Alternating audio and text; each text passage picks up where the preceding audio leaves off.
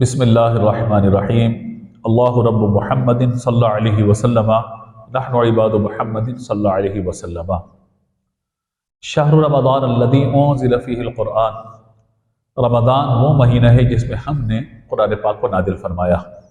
رمضان اور قرآن ان کا آپس میں بڑا گہرا تعلق ہے، یعنی رمضان وہ مہینہ جس میں قرآن پاک کو نازل فرمایا گیا، اور قرآن وہ کہ جو ماہ رمضان میں جس کا نزول ہوا۔ لہذا ہم یہ دیکھتے ہیں کہ آج مسلمانوں کی اکثریت جب رمضان کا چاند نظر آتا ہے تو ہم دیکھتے ہیں کہ قرآن پاک کھول کر پڑھ رہے ہوتے ہیں، تراویح میں قرآن پاک سنایا جا رہا ہوتا ہے، گھروں کے اندر قرآن پاک کی تلاوت کی جا رہی ہوتی ہے، اور بہت ساری جگہوں پر شبیرہ منعقد کیا جا رہا ہوتا ہے، گھروں کے اندر قرآن پاک کی تلاوت کی جا رہی ہے۔ تو مسجدوں کے اندر نماز سے قبل یا نماز کے بعد ہم یہ دیکھتے ہیں کہ بہت سارے لوگ قرآن پاک کی تلاوت کر رہے ہوتے ہیں، اور ہر بندے کی یہ خواہش ہوتی ہے کہ ماہ رمضان کی 27 تاریخ تک یا رمضان مکمل ہونے تک کم از کم ایک قرآن پاک یہ ختم کرنے میں کامیاب ہو جاؤں۔ یہ اچھی سوچ ہے، اچھی بات ہے، ہونا چاہیے۔ ویسے تو پورا ساری میں قرآن پڑھنا چاہیے، لیکن چلیے کم از کم رمضان میں ہی صحیح تلاوت قرآن کا معاملہ تو کم از کم ہوتا ہے نا، کہ لوگ پڑھتے ہیں، بچوں کو بھی کہا جاتا ہے قرآن پاک پڑھو۔ پھر جو طاق رات آتی ہیں ان میں کثرت سے قرآن پاک کی تلاوت ہو رہی ہوتی ہے، تو بہت اچھی بات ہے۔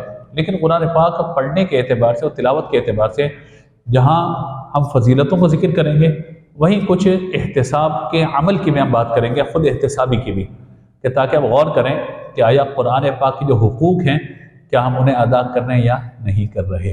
نبی مکرم علیہ الصلوۃ والسلام کے فرامین کے مطابق کہ جو شخص قرآن پاک کے ایک حرف کی تلاوت کرے گا، اللہ تعالیٰ اس کو اس کے بدلے 10 نیکی عطا فرمائے گا۔ اور فرمایا میں نہیں کہتا کہ الف لام میم یہ ایک حرف ہے، بلکہ الف الگ، لام الگ اور میم الگ۔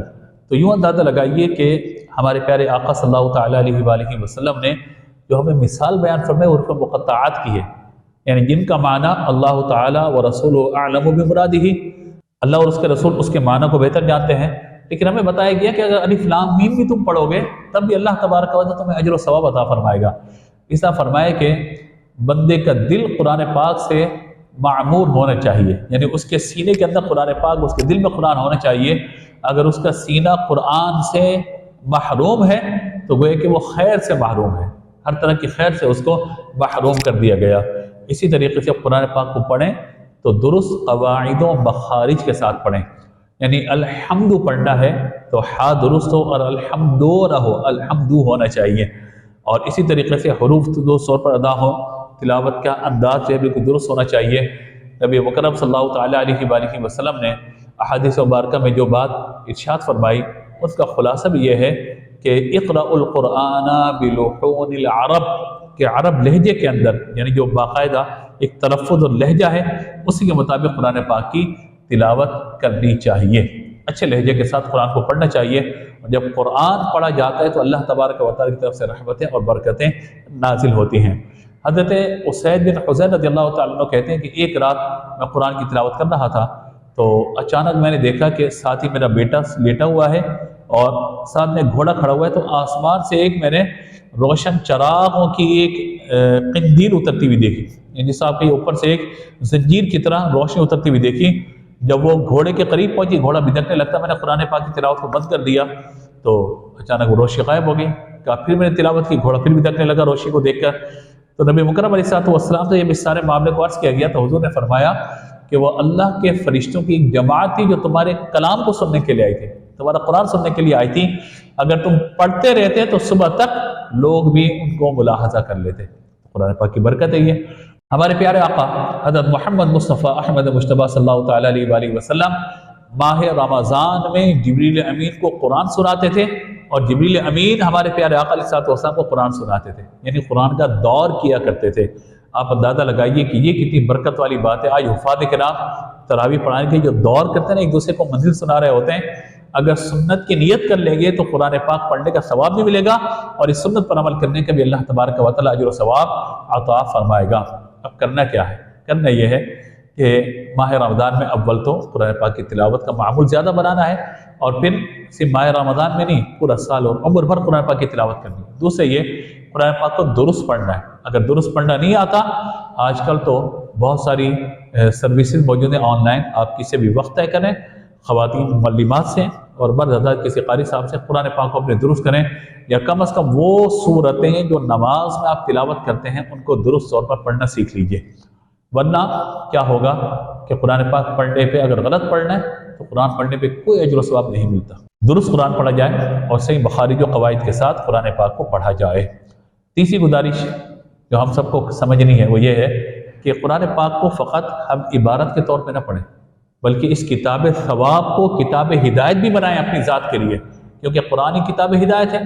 کتاب ہدایت کب بنے گی؟ کہ جب ہم قرآن پاک کو ترجمے کے ساتھ بھی پڑھیں گے، تفسیر کے ساتھ بھی پڑھیں گے۔ مختلف مقامات اور مختلف جگہوں پر الحمدللہ یہ سلسلہ ہوتا ہے کہ قرآن پاک ترجمہ تفسیر کے ساتھ تراویح کے بعد ترجمہ تفسیر بیان کیا جا رہا ہوتا ہے، تو ان نشستوں کے اندر جا کے شامل ہوں۔ اگر خواتین کے لیے باپرد انتظام ہے، خواتین بھی تشریف لے جائیں، تاکہ قرآن پاک جب پڑھا جا رہا ہو تو کئی معنی مفہوم ہمارے ذہن کے اندر بھی موجود ہو کہ کیا بات کی جا رہی ہے اور کیا تقاضا ہے قرآن پاک کا۔ چوتھی گزارش یہ کہ جب سیکھ لیں، سمجھ لیں، اس پر عمل کریں اور قرآن پاک کے پیغام کو پھر عام بھی کریں۔ ایک مثال میں آپ کے سامنے ذکر کرنا چاہتا ہوں۔ ایک شخص سے کسی نے پوچھا کہ جناب یہ آپ روزانہ اس کتاب کو اٹھاتے ہیں، چومتے ہیں، سر پہ لگاتے ہیں، آنکھوں سے لگاتے ہیں، اٹھا کے رکھ دیتے ہیں، کیوں کرتے ہیں؟ کہا میں مسلمان ہوں، میں مسلمان ہوں اس لیے اس کو چومتا ہوں، اپنے سر پہ رکھتا ہوں، برکتیں حاصل کرتا ہوں۔ تو کہا سر یہ کتاب جو آپ روزانہ پڑھ رہے ہوتے ہیں یہ کیا ہے؟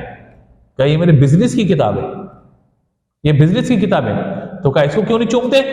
کہا نہیں میں اس کو چومتا نہیں ہوں، بلکہ اس کو پڑھتا ہوں، سمجھتا ہوں، تبھی آج کامیاب بزنس مین ہوں۔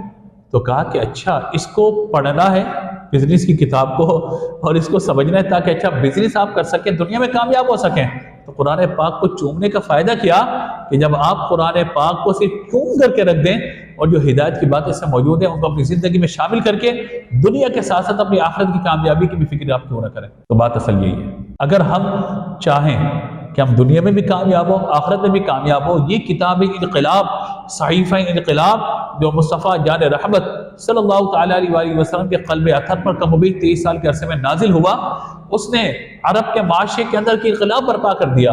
تو اگر ہم اسے پڑھیں گے، سمجھیں گے، جانیں گے، اس کے مطابق زندگی گزاریں گے، حلال کو حلال اور اس کے حرام کو حرام سمجھتے ہوئے زندگی گزاریں گے، قرآن کے تقاضوں کے مطابق زندگی گزاریں گے، تو یقین مانیے دنیا بھی ہماری آسان ہوگی، اللہ تبارک و تعالی ہماری قبر و حشر کی منزلوں کو بھی آسان کر دے گا۔